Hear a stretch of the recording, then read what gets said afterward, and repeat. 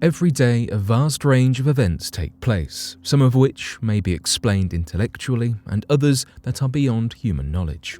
Some of them go into greater depth about humans, their origins, intelligence, and history. Some of these can help us solve problems. The rest of the evidence, particularly the astronomical discoveries, just adds to the skepticism.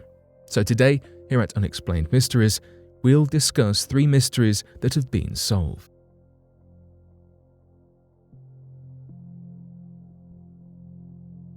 Authorities found a missing woman alive 7 days after her car plunged off of a cliff.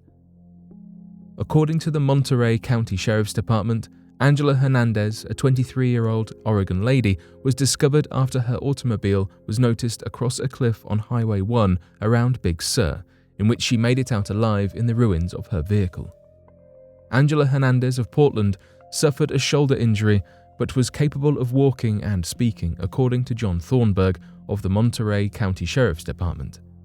Angela Hernandez was last seen on July 6th while driving her white Jeep Patriot from Oregon to Southern California to see relatives. She texted a friend at approximately 10 p.m. on July 5th to say she seemed to be tired and had halted to rest in her vehicle in a supermarket parking lot in Half Moon Bay, San Mateo County, according to police statements. Around 8 a.m., she told her family on July 6th that she was going to keep driving. No additional messages were exchanged afterwards.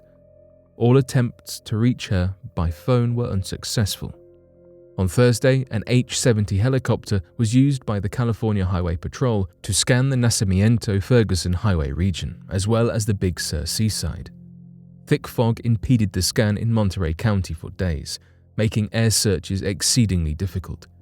Detectives with the San Mateo County Sheriff's Department were able to confirm that Hernandez ended up driving as far south as Carmel on July 6th, hours after texting that she was exiting Half Moon Bay, thanks to surveillance tapes from enterprises along Highway 1.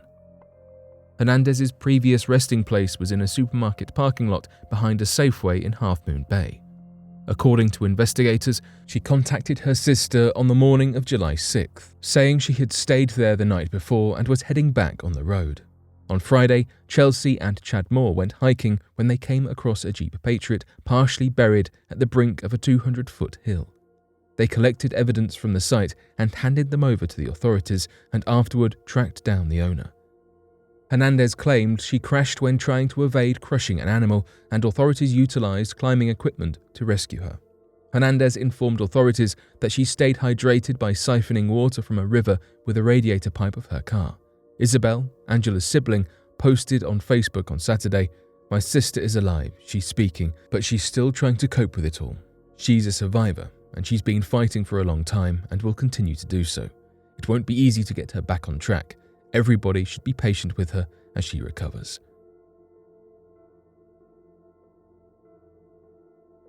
Craig Williamson, who disappeared, was discovered with memory loss. Craig Williamson, a Wisconsin guy that went missing while out on a work trip in Colorado 2 years ago, is alive today and well in Key West, Florida. According to officials, Williamson is said to be a driver in Florida. After being violently attacked on August 30th, 1993, at a pub or convenience shop in Colorado, he recently informed police that he lost his memory. Williamson's story, however, corresponds to a view advanced by his widow, Christine Reinhardt, who garnered global attention to her husband's abduction. Her statewide lookup for Williamson does include clip-on national TV programs and numerous media articles in multiple states. "I have no authority to speak on the subject. I'm stunned," Ms. Reinhardt, who relocated from Wisconsin to Cody, Wyoming, roughly a year ago just after the couple's fishery closed, stated. She explained, "We're trying hard to keep it a family matter till we can address some concerns, because presently we're both very vulnerable. Craig's mental reaction is quite fragile." She furthermore defined her husband as experiencing an exceptionally incapacitated recollection and even being very suspicious or frightened, with whom she had spoken on the mobile device at least 2 or 3 times over the last week. El Paso County Sheriff's detectives are delighted to bring the case to an end after years and years of effort by state and federal investigators and a financial cost of approximately $12,000 since August 31st, 1993. Williamson must have travelled to Colorado in late August in an old-fashioned bus intending to purchase fish from the fisheries around Alamosa. However, he vanished before he could even secure his cargo.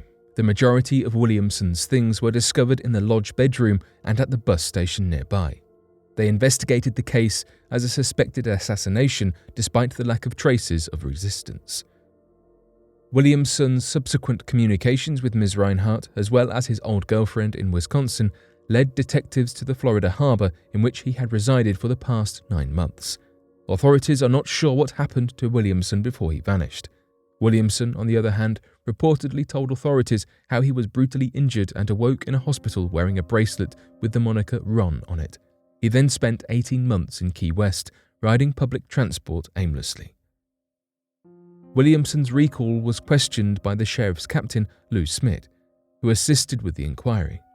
He said that shavings from Williamson's moustache were recovered in the discarded hire truck, which was clipped using blades from lab personnel. Smith speculated he was presumably altering his look. Williamson was carrying $2,500 in cash before he vanished, and he might have been fleeing an onerous responsibility from his new company. The duo had put all they possessed into the fish farm, plus an additional $400,000. Smith claims that the answer can only be revealed if Williamson, who did not answer a journalist's call, reveals it. If only Williamson requests it, police will look into the charges of harassment.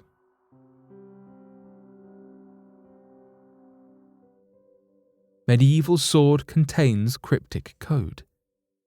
In 1825, a mysterious sword was unearthed in River Witham in England that dated back to the 13th century. It now holds its place in the British Library, and it is displayed as part of an exhibition on the Magna Carta. However, an air of mystery still looms above the sword. What made and still makes the sword mysterious to this day is not the sword itself, but rather the 18-lettered inscription along the blade. Although appearing as what seems to be, or at least resemble, English lettering, the sequence of the letters has left cryptographers, linguists, historians, archaeologists, scholars, and more simply baffled and estranged by what the lettering symbolizes and means. There has been some allusion made that it incorporates both a mixture of Latin and Greek, but nothing is exactly certain. There has also been a big question of where the sword originates from. There has been some debate of the sword having ties to the Vikings due to the nature of the fullers and pommel on the sword. A fuller is a term used in sword artistry and manufacturing that describes the grooves or indentations along the blade, whereas a pommel is the sword's hilt where one carries the sword by. The fact that the sword has not one, but 2 fullers or grooves is what led to considerations of Viking origin. However, ultimately, the debate was evened out that the similarities to medieval European swords outweighed those of Viking swords. The pommel or hilt is shaped like a cross, which historians have gathered that must symbolize Christianity and thus may have been used as a means for defending and upholding the sanctity of the church. Some have also cued that perhaps the first 3 letters of the sequence, NDX, are an abbreviation that translates to a Latin phrasing, Nostrum Dominus Christ, where Nostrum Dominus translates to Our Lord. Others have strayed from hypothesizing a religious meaning and have instead opted for a more secular opinion, citing that perhaps the message inlaid on the blade is some sort of battle cry, which would make perfect sense since swords were commonly used as battle weapons in that time era, so a message like that along the blade would certainly be befitting in that sense. But there also exists another opinion, this one perhaps being the most unsatisfying and maybe even disappointing opinion of all. It is predicted that the message may have no meaning, which would explain the trouble of trying to decipher the text.